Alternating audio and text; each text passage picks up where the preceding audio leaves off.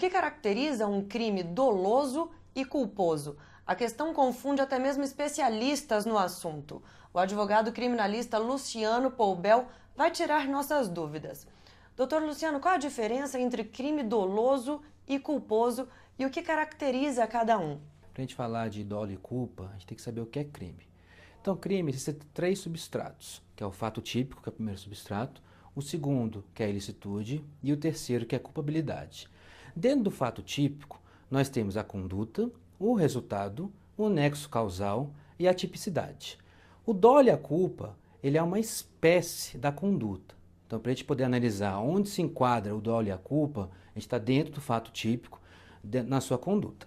Então, assim, o que é o dolo? O artigo 18 do Código Penal, ele define dolo e culpa, no inciso 1º e no inciso 2º. O dolo é quando o agente ele quer produzir um resultado, ou então assume o risco.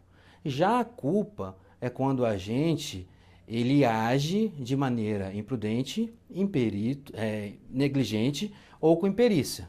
E assim acaba fazendo o resultado. Todos os crimes previstos na lei penal admitem necessariamente uma dessas classificações? A gente sabe que o direito penal, o Código Penal, ele vai punir os crimes dolosos. Só que, para poder punir os crimes culposos, tem que ser expresso em lei. Caso não seja expresso no tipo penal, como assim? No tipo tenha crime tal, maneira culposa, ele só vai ser punido pelo dolo. E quais as diferenças entre dolo direto, indireto, eventual e alternativo? O dolo direto, o nosso agente, ele quer produzir o resultado. Vamos supor, Doug é o nosso amigo fictício. Ele quer matar alguém, vai lá e mata alguém. Conseguiu o resultado. Já o dolo indireto, ele não necessariamente busca um resultado determinado. Como assim? Eu vou dar um exemplo que eu vou colocar o dolo direto e indireto na mesma figura. Doug, ele tem um barco e ele quer lubridiar a sua seguradora, quer enganar a sua seguradora. Para isso, Doug coloca fogo no seu barco. Porém, existia uma tripulação dentro desse barco e ele acaba matando a tripulação. Então vamos analisar agora como é que ocorreu. Ele teve o dolo direto no estelionato. Ele queria enganar a seguradora. Realmente, enganou a seguradora, criando um fato por conta do fogo. Só que ele teve um dolo indireto pela morte das pessoas. Ele não queria esse resultado. Ele ateou fogo e ia produzir um outro resultado. O objetivo dele era enganar a seguradora. Dentro do dolo indireto, a gente tem mais 2 subespécies, que é o dolo eventual e o dolo alternativo. Ou seja, o dolo eventual alternativo é uma espécie de dolo indireto.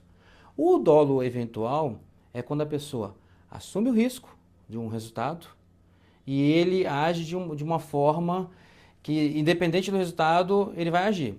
Um exemplo, Doug pega o carro, está dirigindo acima da velocidade e vai passar para uma área que tem a escola.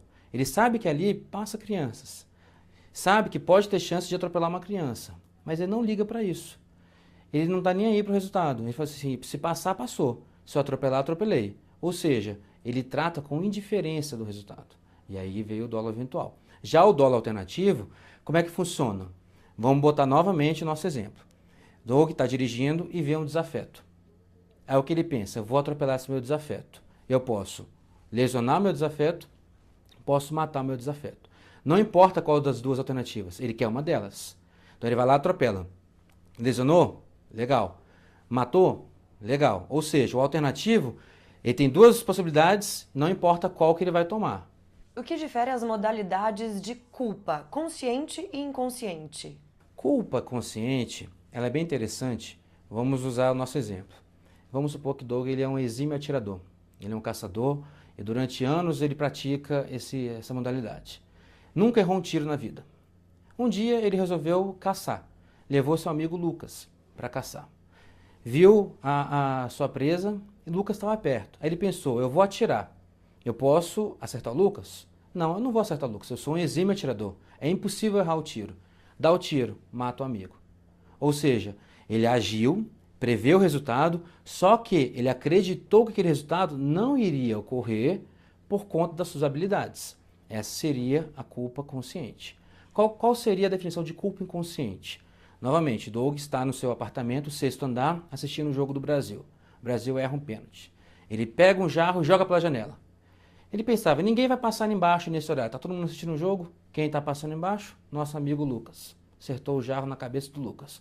Ou seja, ele fez uma ação e previu que não teria ninguém. Ou seja, ele jogou o jarro sem querer machucar ninguém. Ele não sabia que tinha uma pessoa passando. Essa seria a culpa inconsciente. Como distinguir o dolo eventual da culpa consciente? O dolo eventual, ele assumiu o risco. Ele sabia que uma pessoa poderia estar passando, no caso, ele esteja dirigindo, das criancinhas. Ele assumiu que poderia passar uma criança e atropelar. Ele sabia que poderia atropelar uma criança, mas ele agiu como indiferença. É o famoso, tô nem aí, eu vou continuar andando. E já a culpa consciente não ocorre porque ele sabia que não iria errar o tiro. Porque ele era um exímio atirador, logo não iria produzir o resultado. Essa é a maior diferença do dolo eventual e da culpa consciente. É a mesma coisa, você sabe que pode ocorrer aquela situação, mas você, por conta e risco, fala assim, eu vou continuar fazendo. Se por acaso vier a ocorrer esse acidente, aconteceu. Já na culpa consciente, não. Você tem certeza que não vai ocorrer pelas suas habilidades. E de que forma a classificação do crime em doloso ou culposo interfere na fixação da pena? Ela é importante porque muitas vezes, principalmente na prática, uma das teses que a gente busca fazer quando a gente pega uma situação de crime doloso é tentar desclassificar para o culposo. Por quê? Dependendo do crime, se não tiver expresso em lei a punição pelo crime culposo e você conseguir desclassificar um dolo para culpa, você pode até conseguir tirar o crime, entendeu? Sem contar, vamos supor, no homicídio. O homicídio, a gente sabe que se for doloso, é tribunal do júri, culposo não. Então, muitas vezes, a fixação da pena, ela vai interferir pela sua competência. E a gente sabe também que muitas vezes também o crime culposo tem a pena mais branda.